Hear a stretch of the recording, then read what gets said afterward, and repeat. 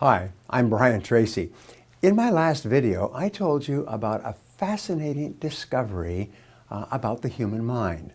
The study was conducted by Dr. Howard Gardner at Harvard University, and it points to the fact that we have not just one type of intelligence, but 7 different types of intelligence.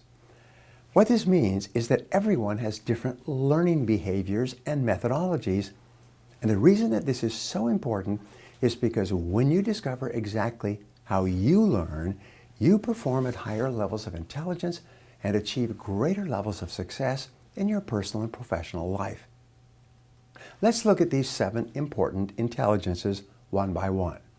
Number 1 is called linguistic or verbal intelligence. This is a talent with words and language.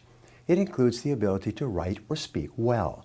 Some people just seem to have what we call the gift of gab, or they can write well and fluently. All great writers have this linguistic form of intelligence. Linguistic or verbal intelligence is one of the most important gifts that you have naturally and that you can develop with practice and repetition. The second form of intelligence is called mathematical or logical intelligence. This is an ability to deal well with numbers and systems. You probably know people who don't think of themselves as very intelligent, but who are razor sharp at adding up the odds on a bet or calculating statistics in football or baseball or even horse racing. The kind of people who demonstrate this type of intelligence most are engineers and scientists and accountants and computer programmers.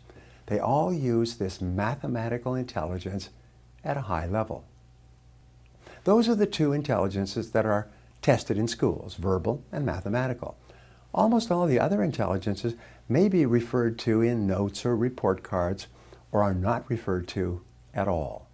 Some of the great geniuses in history didn't really score well on those 2 in school, but scored well on other intelligences, but unfortunately they were never tested. Intelligence number 3 is visual and spatial intelligence.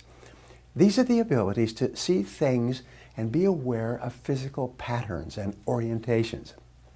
Sometimes this includes having a vision of where you want to end up at some time in the future, which is one of the most important qualities of leadership, and it's never measured when you're growing up. The ability to visualize how things will eventually look and to imagine in the mind's eye what will be is a characteristic of architects, successful business leaders, and other people. When you use your visual intelligence, when you exercise your sense of direction and navigate and draw or picture things, you become more and more capable in this area. This is a very powerful intelligence which, like the others, can be developed to very high levels once you recognize that you have them. You can tell if you have high levels of a particular intelligence when you're naturally attracted to the use of it. You naturally express yourself with it. You enjoy reading if you're verbal, you enjoy numbers if you're mathematical, and you enjoy drawing if you're more visual. The 4th type of intelligence is musical intelligence. You see this in rock stars making millions of dollars who don't appear to have 2 brain cells to rub together. They may be low on other scales like verbal or mathematical, but they have the ability to keep rhythm and pitch and to create and interpret music in new and original ways. Now, most of us have reasonably good basic musical intelligence, and we can all develop it to a higher level. Think how helpful it is to learn something by using a jingle or a rhyme to jolt your mind, to associate with the new subject. Remember the songs that were playing when you were in your teenage years? When you hear them today, you can still remember every single word of the lyrics, and that's called musical intelligence. The 5th type of intelligence is bodily or physical intelligence. Sometimes they call it kinesthetic intelligence or physical coordination. You use this talent when you move well, when you dance or ski or play golf or build something. All arts and crafts use this particular intelligence. Many people who are physically talented and good with their hands don't recognize that they are showing a high form of intelligence. Many artists and craftsmen show brilliant intelligence with the way they use their bodies, and this is of equal value to any of the other intelligences. In fact, as you know, kinesthetic or intelligence moving your body in sports can earn you an enormous amount of money if you're a top athlete in any field. And yet these people, when they're interviewed on television, they don't really seem to be very smart in terms of scholastic achievement, but they're great in terms of physical coordination. This could be one of your intelligences as well. The sixth form of intelligence is called interpersonal or social intelligence. This is one of my favorites for obvious reasons. This is the ability to communicate well and to get along well with others. Many people have a superb ability to make others feel at ease and to read their actions and reactions. They have an ability to be sympathetic and empathetic to others. This social intelligence is a vital human capability. This talent is used to the full in being a good parent, an excellent salesperson, a good leader or manager, a supportive colleague, a good teacher, a psychotherapist or counselor, or a consultant or expert of any kind who works well with other people.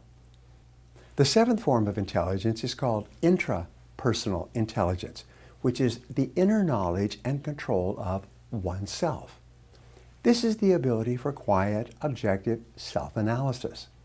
This allows us and you to understand our own behaviors and feelings. We know ourselves very well on the inside.